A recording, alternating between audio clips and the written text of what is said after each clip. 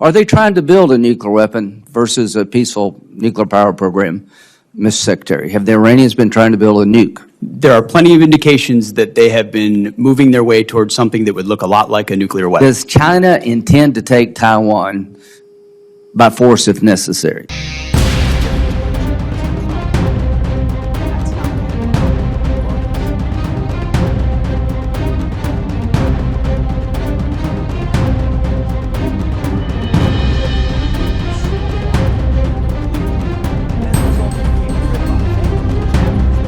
Well, Senator, I would take issue with your characterization that all two-thirds of that, whatever was reduced, is focused on the issues that you just spoke about, because those are issues that, as a secretary who's very close to these issues and knows people close to these issues, my team knows that's exactly the type of research that we would fund. But we did find lots of other research inside the Defense Department to the tens and millions, and in some cases, hundreds of millions of dollars that was a boondoggle for the American people. Why? And Why do you say, proud to get give me rid an of it. example of a boondoggle in medical research in There are defense. multiple. I mean, we're talking about some stuff I shouldn't say in public. You know, marbles in the rear ends of cats. Tens of millions of dollars, things that don't have like the a connection to what you're talking about. So I respect the 350-year-old Social Security check that the president told us Senator, about? I respect completely the issue that you're speaking with, and this department couldn't be more sympathetic to that and ensure that it's funded. But the Defense Department has been a place where organizations, entities, and companies know they can get money almost unchecked to whether or not it actually applies to things that happen on the battlefield. That's what we worked very hard to find in ways that other secretaries have not. Let me tell you. This committee and others talk about waste, fraud, and abuse all the time. We have actually gone after waste, fraud, and abuse because every dollar that's spent is a dollar we can pour into the war. Eliminating Secretary, thank you for being here. Good to meet you. General, thank you. Ms. McDonald. I'll start with General Kane. Is the United States being invaded by a foreign nation? Sir, thanks for your question. I think at this point in time, I don't see any foreign state-sponsored folks invading, but I'll be mindful of the fact that there has been some border issues throughout time, and defer to you to DHS, who handles the border along the nation's contiguous outline. Is there a rebellion somewhere in the United States? Sir, I think there's definitely some frustrated folks out there. There's a general understanding that you have taken possession of this Qatari aircraft, the 747. But there are public reports that the Qataris have not yet signed a memorandum of understanding, which would specify that the agreement was initiated by the Trump administration, and Qatar is not responsible for any future transfers of the plane's ownership. Are you in possession of the Qatari airplane now?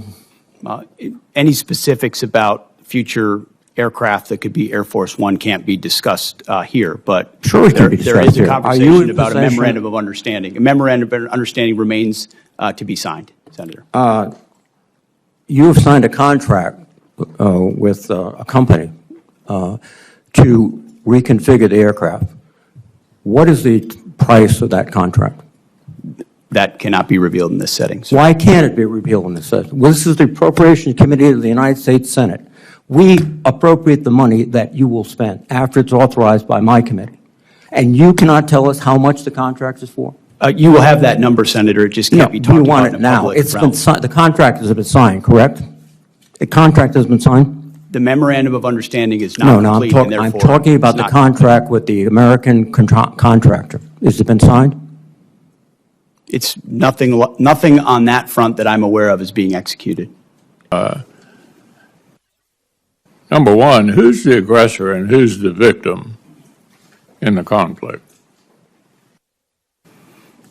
Russia's the aggressor. Which side do you want to win? As we've said time and time again, this president is committed to peace in that conflict.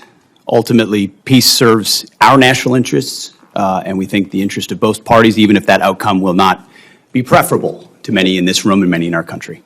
We don't want a headline at the end of this conflict that says Russia wins and America loses.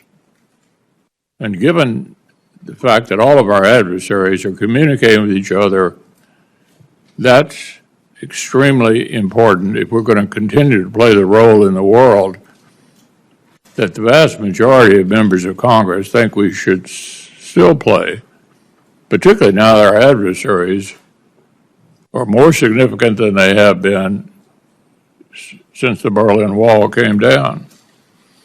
With regard to the money we're spending, what's the return on the investment of our security assistance to Ukraine? Senator, I would just say, given the approach of President Trump, that's not the headline, regardless. The previous administration, under the Obama administration, Crimea was invaded, and we gave them blankets. Under President Trump, during his first term, he gave the Ukrainians javelins, and the Russians did not invade. Under Biden, the Russians did invade, and aid was slow-walked, incompletely, and as a result, it became a gridlock. Thankfully, the javelins that President Trump provided actually stalled the Russian advance. Now here we are at a place where Vladimir Putin knows that President Trump is strong. He knows his word means something, and as a result, a negotiated peace in Ukraine makes America look strong, makes us look like we understand the state of the world and where we want to be focused, even if we understand that Russia's the aggressor, and we applaud the efforts of the Ukrainians. There is a moment where you have to recognize what exists on the battlefield and that a better outcome is a negotiated peace to stop the killing and stop the slaughter. And our budget reflects that perspective. I would say that the budget reflects the reality that Europe needs to step up more for the defense of its own continent. And President Trump deserves the credit for that. In his first term, in this term, we're about to go to The Hague, where we hope most European NATO countries are going to commit to a 3.5, 1.5 to total of 5% defense spending, which was inconceivable before President Trump. And he has set the standard that America can't be everywhere all the time for everybody. And if you're a European country, you cannot freeload off of the United States in perpetuity. You are our allies and our friends, and we will stand with you, but you need to stand up. The Indo-Pacific is our priority theater, and China is our pacing threat. That's why I've traveled to the Indo-Pacific twice already to visit our forces and meet with our allies and partners. As we shift our focus toward the Indo-Pacific, President Trump looks to our allies and partners to be force multipliers alongside the United States. We are making progress in that endeavor on multiple theaters. We applaud those allies and partners who are stepping up, but also need more done more quickly, to include with our partners in Europe. As the President has rightly pointed out, it is only fair that our allies and partners do their part. We can't want their security more than they do.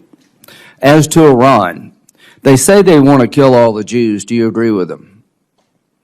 I believe they mean what they chant. Yes, Senator. Do you agree with that, General Kane?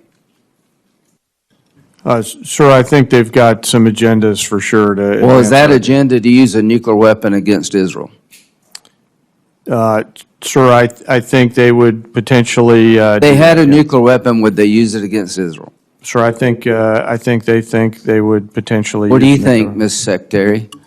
If they had a nuclear weapon, would they use it to wipe out Israel? I think Israel believes, quite understandably. Do you believe that? That it is an existential threat to their believe existence. That?